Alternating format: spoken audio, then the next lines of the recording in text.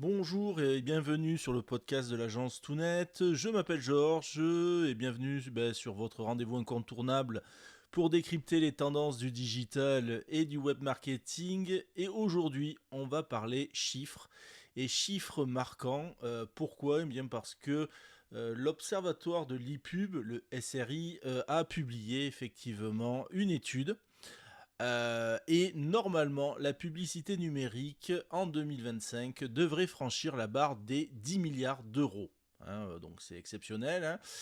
Surtout quand on sait dans quelle situation nous sommes au niveau économique. Alors on va essayer de voir ensemble bien quel est le moteur de cette croissance, quelles sont les tendances, hein, effectivement, et on va essayer de voir ça ensemble. Avant de commencer, que vous écoutiez au format podcast ou que vous écoutiez au format YouTube, quel que soit le choix que vous avez fait le bon choix et on vous en remercie. N'oubliez pas de vous abonner ou le petit pouce ou le petit commentaire, ça fait toujours plaisir. Alors la première chose, c'est la croissance fulgurante. Puisqu'en fait la publicité digitale en France, donc comme je l'expliquais, alors la prévision est de 10 milliards 973 millions d'euros. Ça, c'est ce qui a été atteint en 2024. Ça a enregistré une hausse de 14% par rapport à 2023. Et il y a un boom alimenté par plusieurs facteurs. La première, c'est la domination du search, qui représente environ un tiers du marché. L'essor effectivement de tout ce qui est réseaux sociaux, notamment grâce à des plateformes comme TikTok, Meta, Facebook, euh, et tous les produits effectivement d'Instagram, voilà, qui comptent environ désormais à peu près 74% des revenus de l'e-pub en France. C'est énorme. Et la montée en puissance aussi du retail media, c'est-à-dire toutes les publicités sur les sites de e-commerce.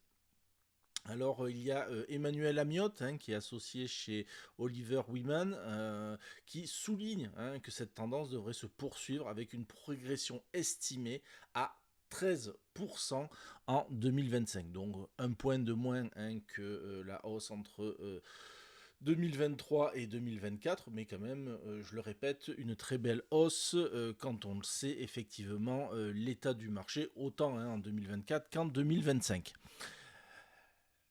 La seconde chose que je voulais voir avec vous et que j'ai décrypté sur l'étude, c'est les moteurs du marché publicitaire.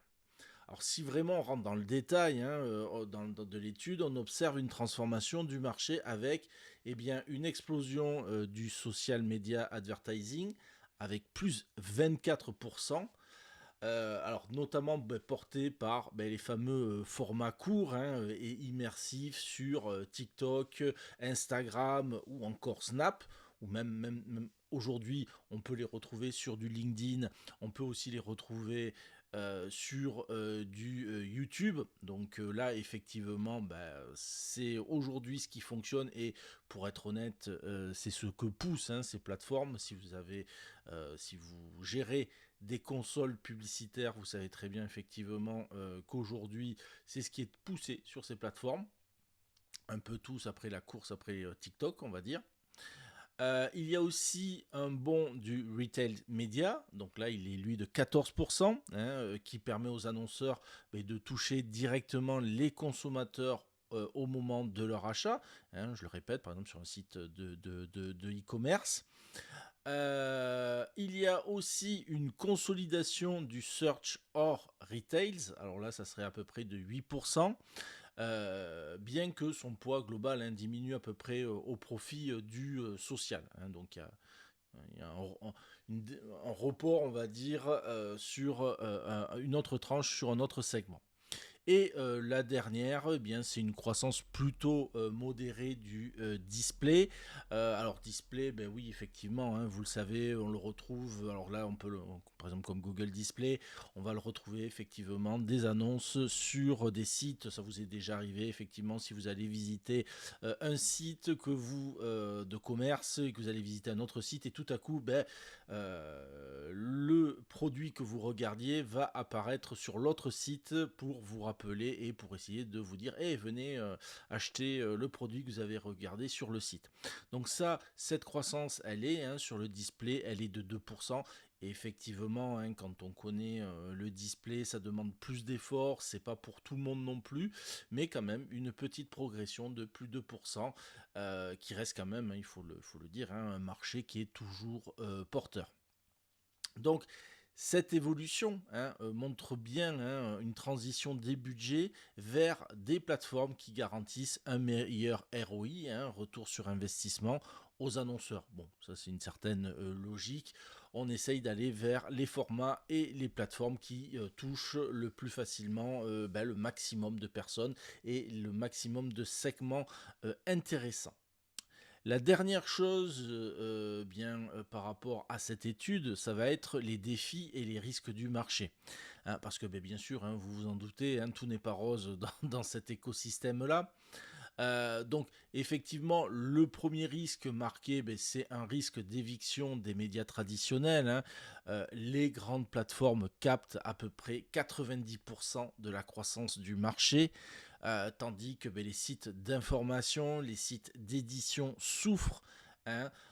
Il faut se rappeler qu'en 2019, ces derniers captaient 26% des revenus du display contre seulement 22% aujourd'hui. Et effectivement, avec l'arrivée de l'IA, avec différents éléments qui arrivent, c'est sûr que certains sites qui avaient avant pignon sur rue pour de l'affichage publicitaire sont en baisse.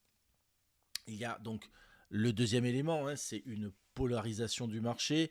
Meta, Google, Alphabet, si vous connaissez le nom de la maison mère de Google, TikTok, Amazon dominent largement et vraiment laissent peu de place aux acteurs indépendants. Ça aussi, c'est une grosse difficulté. Ça peut arriver, nous aussi, de dire à des clients que l'on va travailler directement avec Amazon, même si c'est leur plus grand concurrent. Pourquoi ? Parce que il y a un bout d'un moment, lutter, ça va être compliqué. Donc voilà, il y a des moments, il faut savoir aussi travailler avec les plus forts et notamment au niveau publicitaire et visibilité sur les moteurs de recherche. Et le dernier élément de l'étude, c'est que c'est un marché en tension.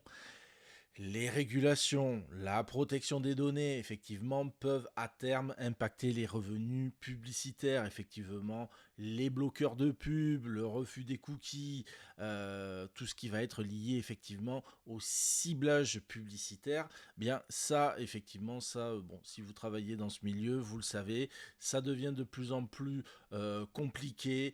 Par exemple, si vous prenez par exemple les lois allemandes qui sont passées où on n'a plus le droit d'aller récupérer les informations sur le device, sur l'appareil de l'utilisateur, sur la marque, sur par exemple le navigateur ou certains éléments et autres, etc.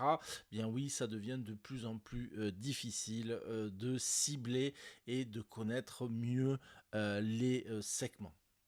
Alors que retenir, c'est que le marché de la publicité digitale est en pleine effervescence, avec des transformations majeures qui vont vraiment favoriser les réseaux sociaux, le retail media, mais qui mettent en difficulté effectivement les médias traditionnels. Pour s'adapter, ces derniers doivent investir davantage dans le digital, développer des offres publicitaires natives et optimiser leur présence sur les réseaux sociaux et les plateformes de contenu, en sachant que on retombe aussi sur une autre problématique, c'est que si vous publiez sur les réseaux sociaux, que vous faites des liens vers en dehors des réseaux sociaux, en général vous allez avoir une baisse de visibilité de vos posts. Donc ça aussi, c'est une autre difficulté à rajouter.